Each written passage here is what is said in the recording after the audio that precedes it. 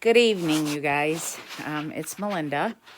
This is going to be chapter 2 of Soapbox and Stones. I'm in my bed because it's actually Thanksgiving evening, and we've been running all day, and I just decided to just relax in bed. But I thought while I'm laying here that maybe I could do chapter 2. I'm going to start from the beginning. If you missed chapter 1, you can go back and find it. It's Soapbox or Stones, A Search for Home. Chapter 1 is the story of 4 women and a suit of armor. So if you just go look on YouTube, you should be able to find chapter 1. Again, it's Soapbox or Stones, A Search for Home. The story, chapter 1, the story of 4 women in a suit of armor. Okay, each video is going to build on itself. So I told you the last video that what inspired me to finally do it this way instead of writing a book, doing a video series book was my cousin Lisa. As I share about my journey, I feel like Lisa was a lot like me in that she was always searching for some place to belong. And for me, that was kind of the thing, a search for home. I was always searching somewhere to belong. And she was murdered a few weeks ago. And some of the things that I'm going to share with you, I know she experienced similar things in some ways because we came from the same family. And some of the journeys that she dealt with, I dealt with, and it inspired me to finally do this because my last conversation with her was about writing this book, and she told me that it was time. And so again, as I tell my story, I think of Lisa. And so we're going to start way back at the beginning. Chapter 2 is going to be about basically my family. I was born in Detroit, Michigan. I have 8 brothers and sisters. There are 5 girls and 3 boys. My mom was married twice. First to a man named Jerry, and there were 5 kids in that family, and then she married my dad, and there were 3 kids. The thing about it is, though, is that all of the kids did not have the same dad. Even in marriages, they didn't have the same dad. So there was a lot of men in and out of my mom's life. And you're going to hear me say things about my mom. But if you notice that I called this Soapbox or Stones. And when I told the story of the 4 women, the one thing I want to make sure of is that in my search for home,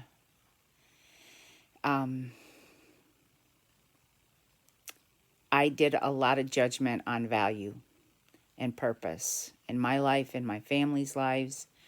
And I realized God brought me to the realization that I don't get to judge what's of value. God made that very clear to me, that I don't get to have a soapbox to stand on, and I don't get to have a stone to throw. Because, see, back in the old days, soapboxes were literally that. They were boxes that soap came in. But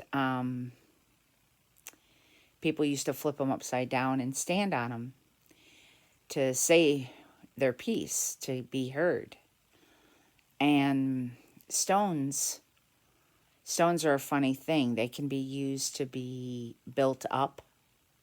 They can build up things, to make things, but they also can be used to destroy things. And so in my search for home, I did some building up, but I also did some destroying.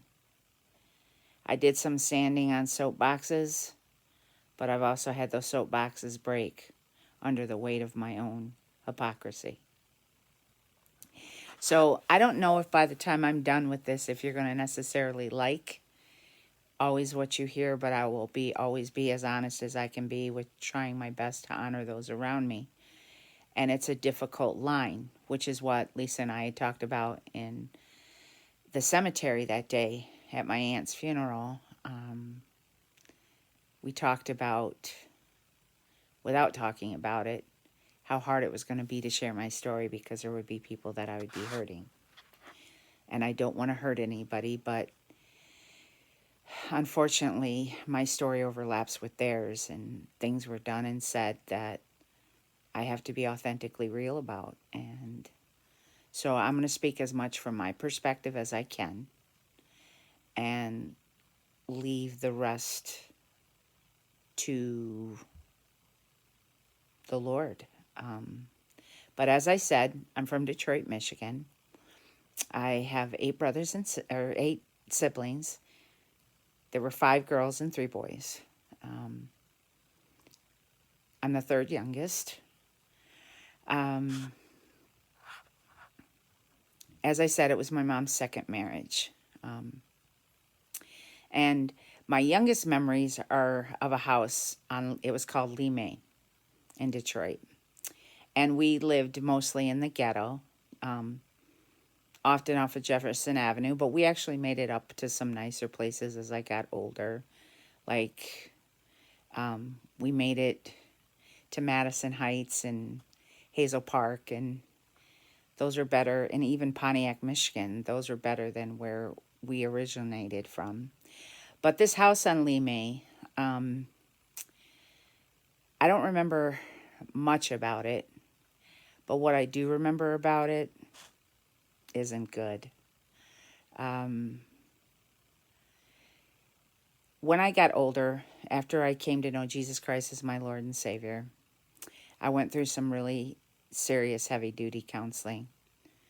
And through prayer and a lot of soul-searching and stuff, I was able to open up more about some things that I recall that happened back there. And my mom was a raging alcoholic a lot of my life. She was not easy to be around when she drank. She could be terribly abusive. And it was not easy. When she would get mad, she would do things to the kids. And it was hard.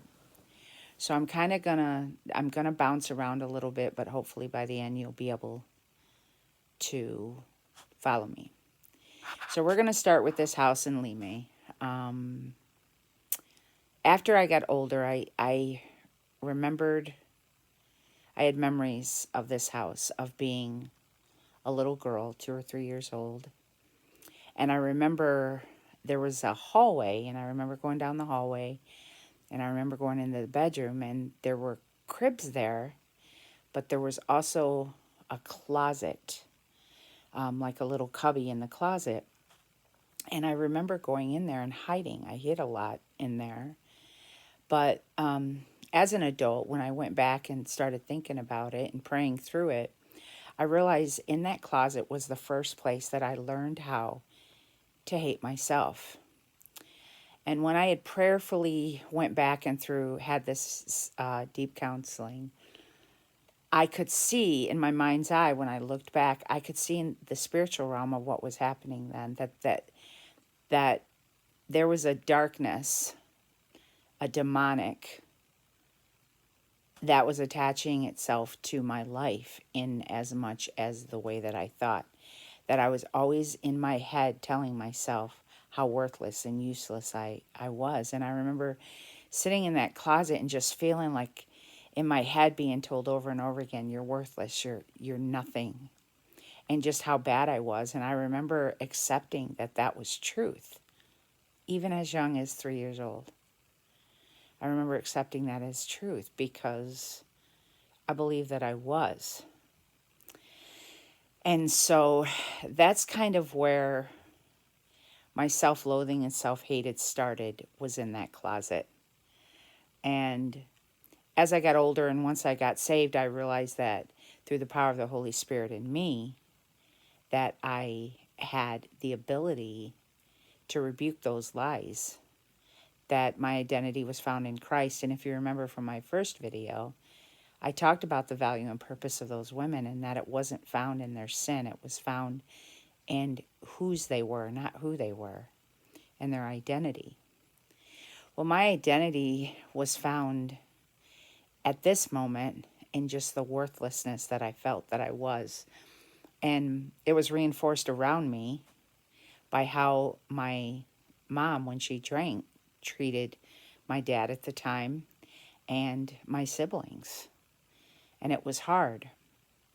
But what I didn't know at the time, which I now know, is that my mom was actually bipolar. She, when she would get in these bipolar episodes, and I remember this is one of the youngest things I remember. When she would get in these episodes, she would paint. She would just paint the walls. And one of the things she would do is, for some reason, they would put turpentine in, I don't know if you remember the old glass Pepsi bottles. They would put turpentine in those bottles. And one day she was painting, and I remember walking up to that Pepsi bottle, and I drank it. But I drank it thinking it was water, because we used to put water in them too. But it wasn't. It was turpentine. She later would tell me that it was bleach, but I'm 99% sure it was turpentine because she was painting. Anyway, it caused me to not be able to breathe. And immediately she ran to the front door and flung open the door with me, and there was the postman. So she made the postman stay with the kids, the other kids, while she rushed me to the hospital. And I remember being strapped down, my arms and feet being strapped down, and that was the first time that I had my stomach pumped. My stomach would be pumped later, but we'll talk about that later. But this was the first time that I recall it being pumped. And I remember the sensation of hating having my hands pinned down and arms pinned down. And to this day, if you pin down my hands or arms, I will immediately start sobbing hysterically. I can't handle it. I don't know if it was from that moment or other things that were to come, but I can't handle having my hands pinned down. There were some other things that I learned at a young age. I learned how to live in a sense of coping. It was always coping mechanisms, survival skills. One of them would be to shut down emotionally so that we would not feel. One of them would be to try and please the adults around me so that they wouldn't abuse me or hit me or sexually harm me. There was a lot of that. I learned to numb the pain as I got older, but we'll talk about that later by using substances and stuff like that. But right now, since this is about a search for home, we're going to talk about, again, this first home in Lemay that I remember. I remember my dad at this time. There were some things that I remember I talked to my sister about that I didn't understand that bothered me. I do remember my dad sitting. He would sit with the paper, and we had a dog, a little chihuahua named Frisky, and she would sit next to him, and he would read the Sunday paper. I remember that he worked at Chrysler. I remember my mom's friends. She had a set of friends. They were Dottie and Ethel, and they were her drinking buddies, and they would go down on Jefferson Avenue in the ghetto of Detroit and go to the bars and drink. And my mom told me a story once that one time she got so mad at my dad. She used to have long hair, and my dad loved long hair, and I do too, actually. She got so mad she went and chopped her hair off with a pair of scissors, and that was kind of my mom. And like I said, she had bipolar, And when she would get manic, she would, like I said, would paint, but she would also numb the way that she felt through alcohol. And so when she would spend a lot of time in the bar, it affected her marriage with my dad. It affected the way that she treated people. Also, a lot of things that her behaviors came because of how she grew up. I would later have a conversation, much later as an adult, like just in the past year or two, with my aunt about how my mom grew up. And the things that were facing us, I would find out that faced my mom too. We were sexually abused by our grandfather, her father, and our uncle, her brother. And I would later find out that she was actually sexually abused by my grandfather when they were young and her uncle.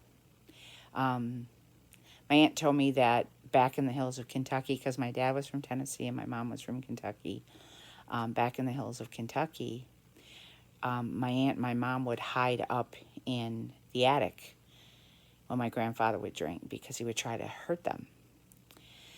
And sometimes, she said sometimes they would sit up there for hours and it would be so hot, but they were trying to hide from him hurting them. Eventually, my grandmother would divorce him, and through the testimony of my aunt, would actually get him kicked out of the state of Ohio for trying to hurt his own children. And my mom would leave home at a young age and eventually settle in Detroit, where she married her first husband and then married my dad, her second husband, and which is how we ended up eventually getting to Lemay, the house that I'm talking about. I would later talk to my sister Pauline about some of the stuff that I remember, and she would confirm the things that I was questioning. Like when I described the house, and she said, that sounds like Lemay. And so I knew that the things that I was saying were real, the things that I remembered. And I remember one thing, because even though Pauline, 5 of my siblings weren't my dad's, they all loved my dad because he was gentle and kind. But some of the things that Pauline would talk to me about bothered me about my dad. Like, he would pay her to go get him a beer or something from the fridge and stuff like that. And I remember stuff like that bothering me because it just didn't seem like how you should treat your children. And maybe it's okay with some people, but I remember it made me feel yucky, and I'm not sure why. I just remember it made me feel yucky. There were just certain things that were said that bothered me. And I don't know if it's because of all the abuse that we had suffered, that I was just suspicious about every behavior. But I just know that from everything that I've ever heard, he was a really nice man. I think that he tried to help my mom, but I think that my mom didn't know that she was ill. I too have bipolar, and it took a long time for me to figure out what was wrong with me, because I have a lot of things. I have bipolar, I have ADHD, I have OCD, I have a severe anxiety disorder, I have PTSD. I have a lot of mental struggles. And what's funny, and I'm going to interject a little story about my aunt, which is kind of cool, which really confirmed about my mom's bipolar, because before I had these conversations with my aunt, I had to go through the journey of forgiveness with my mom. And some days there were anger and some days there were hurt. But eventually, and you'll hear about that later, I did come to a place of forgiveness with her. But my aunt told me a story about my mom when she came to visit her one time in Detroit. She said she came in and my mom was painting, which I know meant when my mom painted that she was having a manic episode. And so, because I get like that when I'm manic, for some reason, people who have manic episodes, when they create, it it soothes their spirit somehow. It helps their brain recalibrate on some level. I'm not sure why, but I just know that when I'm getting manic, like just creating, just the creative juices flow. And so, but she came in one day and my mom was standing on a table. And as I go, I'll explain. There might be little things that I interject throughout here. And this is one that I will, like, kind of like I did with the suit of armor. This I will interject in. But she said she came in and my mom was painting and she was standing on this table and she was getting paint all over the table. She came in and she's like, Anna Mae, you're ruining that table. And my mom, who was from Kentucky and had an accent, said, I don't care about that table. I was going to get rid of it anyway. I just got it from the secondhand store. Well, my aunt had asked for this table. And so my mom said, yeah, I don't care. So my aunt took the table and she put it in her trunk. And then when she got married and bought her house, when they bought the house, she had taken this table and had it restored. And it stayed in her house, I think, for about 48 years, I think was the number she gave me, somewhere around there. But she had it restored and she brought me and she showed me this table. And it's a beautiful octagon table. And she said, I want you to have it. And my aunt gave me that table, that almost 50-year-old table that my mom stood on. And for some reason, emotionally, it affected me deeply because I realized my own battles with mental health issues and knowing that my mom was in a manic episode standing on that very table. It made me understand her more, and I was so grateful to my aunt for giving me this table.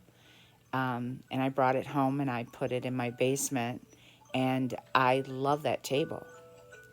And so I'm going to pause here and put in a video of that table so you guys can see it. Plus my alarm's going off and I need to shut it off. That's my medicine alarm because I have a heart condition.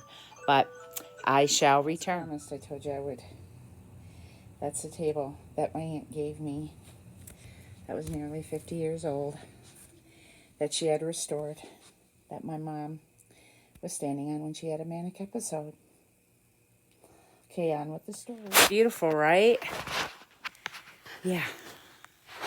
So, anyway, my aunt gave me that.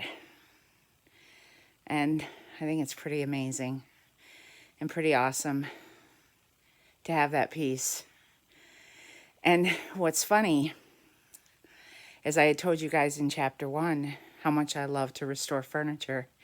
So I think the fact that my aunt restored the piece of furniture that my mom stood on during a manic episode just fascinated me. And I was so grateful and appreciative to her for doing that. She's a pretty tenacious, amazing woman, my aunt. And so, anyway, back to my story.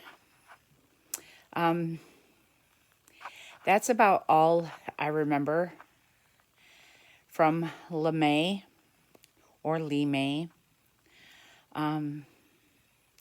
We are going to move on to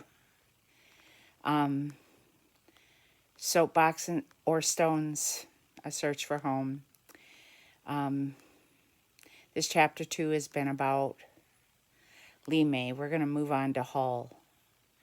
And Hull may be more than one chapter because I remember a lot of things about Hull. And our lives would get much more difficult. I hope this blessed you. I hope it kept you interested to continue to hear my life story. This is a small introduction to the beginning. So I love you guys, and I will see you next time. Melinda out.